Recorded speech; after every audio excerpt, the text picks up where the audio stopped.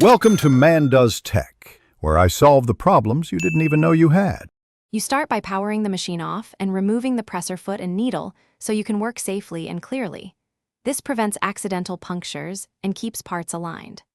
Once done, raise the needle to its highest point and lift the presser foot to open the tension discs, because thread won't seat properly if discs are closed. Make sure to remove the bobbin and clear lint with a small brush or a short burst of compressed air so the thread path is debris-free. You now rethread the top using the machine's numbered guides, keeping the thread taut so it seats into each guide and into the tension discs. This is why you opened the presser foot earlier.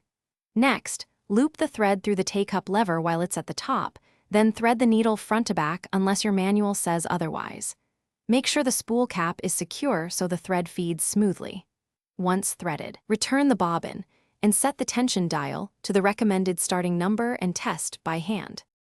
You finish by turning the handwheel toward you to lower, then raise the needle, which pulls the bobbin thread up through the plate. Pull both threads and lower the presser foot before sewing a slow test stitch on scrap fabric.